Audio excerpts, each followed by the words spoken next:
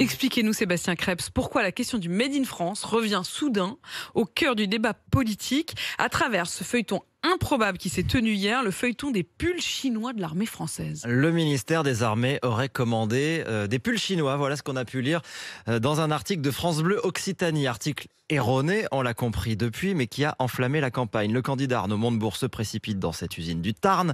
Regain qui fournissait donc 20 000 pulls par an aux militaires et qui a perdu le marché l'année dernière au profit d'un fabricant chinois, lisait-on. Et plusieurs candidats ont sauté sur l'info pour s'indigner sans vérifier. Marine Le Pen, nos impôts subventionnent les importations chinoises. Idem pour Xavier Bertrand. Jean-Luc Mélenchon, palme du sarcasme. Et des militaires chinois, ils en vendent ? Ils en vendent aussi.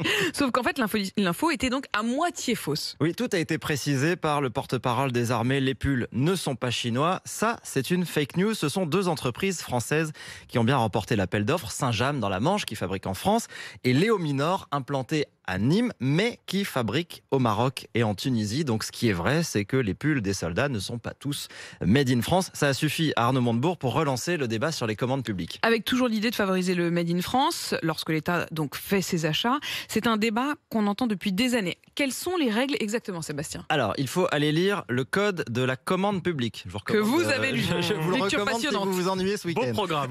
C'est le texte qui s'impose à l'État, mais aussi aux ministères, aux collectivités, aux hôpitaux. Ces règles, elles sont européennes. C'est le principe de la libre concurrence, de la transparence totale aussi pour éviter la corruption.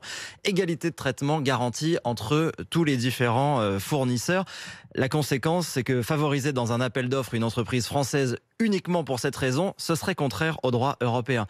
Évidemment, ça pose des questions parce que la commande publique, c'est 200 milliards d'euros par an.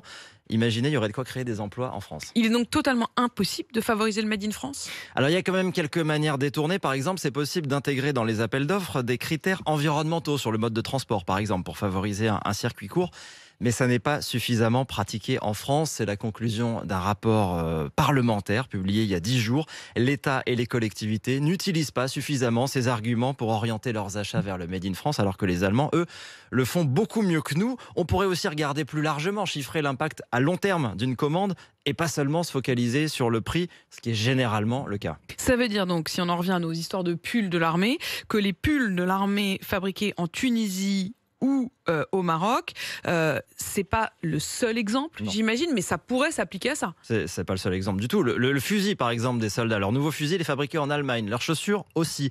Et puis l'entreprise Léo Minor, qui fabrique donc les pulls au Maghreb, fournit aussi les uniformes pour la police, pour la gendarmerie, pour les pompiers. Donc vous voyez, tout ça n'est pas nouveau. Imaginez aussi les quantités de blouses qui sont achetées par les hôpitaux, les tenues pour les employés municipaux. Là, les collectivités peuvent s'approvisionner directement sur le site de l'Union des groupements d'achat publics. Tout est en ligne, je suis allé voir. Vous pouvez habiller des pieds à la tête un jardinier, un soignant ou un éboueur. Vous avez la liste des fournisseurs, le prix, mais aucun critère sur le Made in France. Il n'y a aucune information visible sur la provenance des produits. Alors j'ai dû chercher un peu. Et l'un des gros fournisseurs de vêtements a lui aussi ses usines au Maghreb et à Madagascar. De toute façon, fabriquer en France, ça coûterait trop cher, c'est ce qu'ils vont nous répondre, non ? Voilà. Et regardez par exemple pour les masques, après avoir mobilisé les industries françaises pour qu'elles en fabriquent, aujourd'hui elles risquent la faillite parce que les hôpitaux et les collectivités recommandent en Chine, c'est moins cher. Dans un sondage, les Français disaient qu'à 82% qu'ils sont prêts à payer plus cher leurs produits pour soutenir les entreprises françaises. Mais est-ce que vous êtes prêt à payer plus d'impôts pour que l'État achète français ?